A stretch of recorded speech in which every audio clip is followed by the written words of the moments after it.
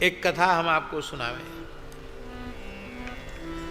ये तो पुराण की कथा सुना रहे हैं। पुराण की कथा में एक सही घटित घटना आपको हम सुना रहे हैं। ओरछा गए हैं आप लोग कोई? ओरछा, स्वामी जी तो गए हैं ओरछा धाम। वहां का यज्ञ उत्सव में पूरा सेवा आप लोगों ने की थी। झांसी के पास है ओरछा। ओरछा क्षेत्र की एक घटना है। ओरछा पहले टीकमगढ़ जिले में आता था, अब निवाड़ी जिला बन गया, अब निवाड़ी जिले में आता है। तो अब वर्तमान समय के अनुसार निवाड़ी जिले के एक गांव में, जिस गांव का नाम है मुडारा, उस गांव में हमारे पूज्य गुरुदेव भक्तमाली जी के एक बहुत प्रेमी संत थे, श्री हरेराम बाबा, सिद्ध संत थे। वो उस गांव में बहुत समय तक रहे, क्योंकि वहाँ का जलवायु उनके अनुकूल पड़ा, तो वहाँ वो बहुत लंबे समय तक रहे। पहले गांव के बाहर जंगल में एक किसान का खेत था, वहाँ उसने ढबुआ बना दिया। ढबुआ जानते हो? जंगलों में ऐसा गोल गोल ढबुआ बना देते हैं, नीचे थुम्बार होते हैं, ऊपर एक तखत बांध दिया था, उसी पर मच्छरदानी बांधी। बाबा सीढ़ी से चढ़ के उसमें चले जाते थे, दिन भर बैठे रहे। एक खपरेल मकान था, उसमें रसोई बना लेते थे और भजन करते थे। पर बरसात में थोड़ा जीव जंतुओं का उपद्रव वहाँ बढ़ गया, तो गांव के एक व्यक्ति ने, जो वहाँ रहता नहीं था, वो दूसरे टीकमगढ़ में शहर में रहता था वो आदमी, उस व्यक्ति ने अपना मकान बाबा जी को रहने के लिए दे दिया, हरेराम बाबा को रहने के लिए दे दिया। गृहस्थी बड़े चतुर होते हैं, बुरा मत मानना, आप लोग सब गृहस्थ ही हो और होना भी चाहिए चतुर। उस आदमी ने क्यों वो महात्मा जी को अपने मकान में रखा कि उसके घर में प्रेत का उपद्रव था। बाबा जी, उसके घर में भयंकर प्रेतोपद्रव था। उस उपद्रव के कारण ही वो छोड़ के गया था। उसने सोचा सिद्ध महात्मा है, भजनानंदी संत हैं, तो रह के रह जाएंगे और हमारा घर भी ठीक हो जाएगा, भूत प्रेत के चक्कर से मुक्त हो जाएगा। तो बाबा को कहा, बाबा बहुत बढ़िया पक्का मकान बना, यहाँ क्या जंगल में परेशान, वहाँ रहो। बाबा बोले सफाई करवा दो, पुताई करवा दो। बोले सब एकदम चकाचक तैयार है। बाबा वहाँ रहने लगे। बाबा तो बाबा थे, बड़े भजनानंदी संत थे, उनको क्या भूत प्रेत बिगाड़ लेगा, वो तो प्रेम से अपना रहते, भजन करते। अभी कुछ ही दिन रहते हुए उनको हुआ था, ध्यान से सुनो भाई, सच्ची घटना है। कुछ ही दिन रहते हुए हुआ था कि एक दिन वो संध्या के समय माला फेर रहे थे और उनके सामने सब भूत प्रेत नाचने लग गए। ओ तरह तरह के बाजे बजे, चीखें चिल्लावें, भूत भूतनी सब नाचें। बाबा बोले वाह जी वाह, ये तमाशा तो खूब है, इस घर में बहुत भूत प्रेत रहते हैं। बाबा शांत भाव से तमाशा देखते रहे, माला फेरते रहे। थोड़ी देर बाद वो दृश्य सामने से चला गया। एक भूतनी आई, एक भूतनी आई। भूतनी जानते ना, स्त्री, चुड़ैल। भूतनी आई, आकर उसने बाबा को प्रणाम किया, तो बाबा उसको पहचान गए। वो गांव की ही औरत थी, कुआं में गिर के मर गई थी, वो भूतनी बन गई थी। तो बाबा ने उसका पुराना नाम लेकर पुकारा, अरे तू तो अमुक है, तू यहाँ कैसे? उसने कहा, महाराज मैंने अपने जीवन में कोई पाप नहीं किया, मैं तो बहुत अच्छी थी, पर मैं परस पुरुष का मैंने संग किया,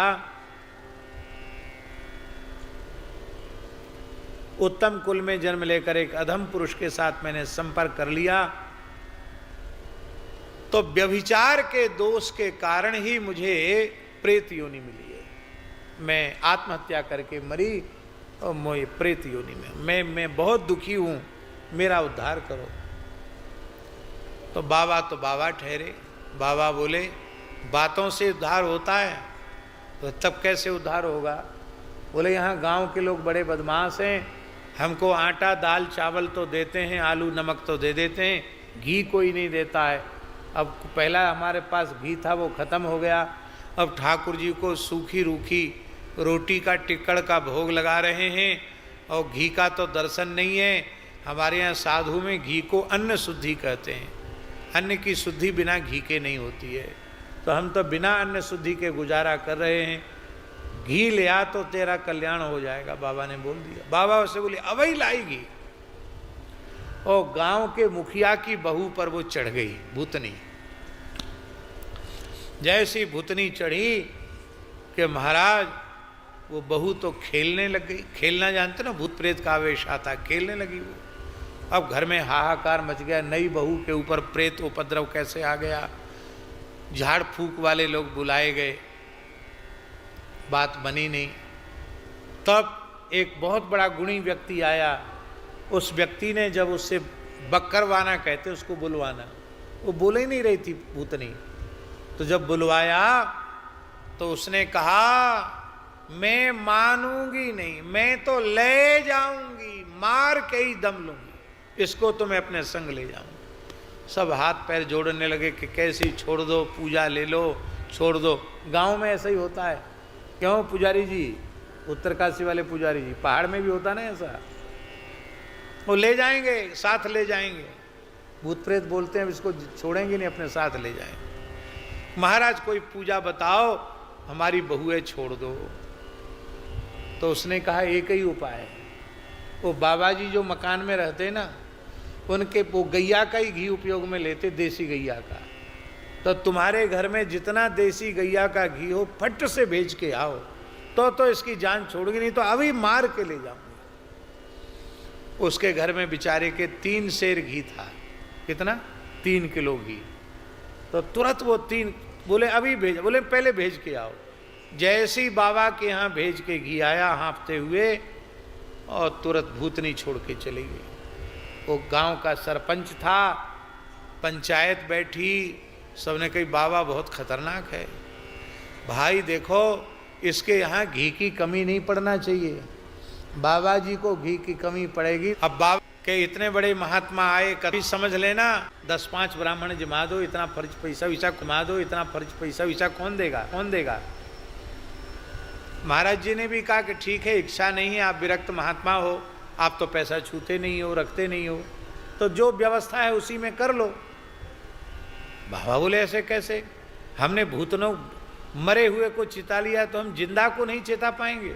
अभी देखो हमारी करामात देखो। तो बाबा कपड़ा तो सफ़ेद पहनते ही थे, खूब कपड़ा ओढ़ लिया और पीपल के ऊपर चढ़ गए। एक कुप्पी मिट्टी का तेल ले लिया, केरोसिन। बोले देखो हम इसी को स्नान कर लिया मिट्टी के तेल से।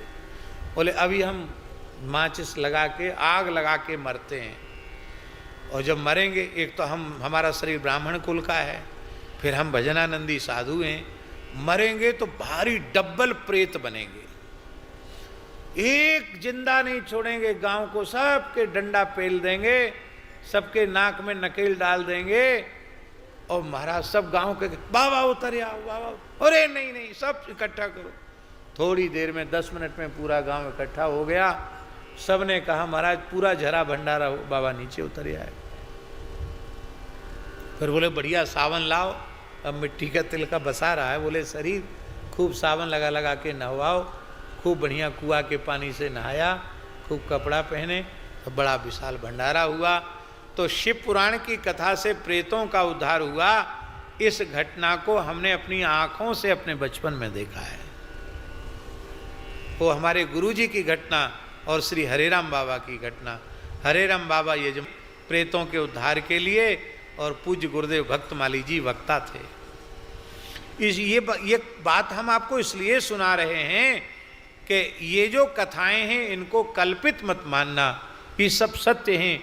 जब आज हमारे सामने ऐसी कोई घटना घटित हो सकती है, तो पुराण में जो कुछ लिखा है वो सत्य है।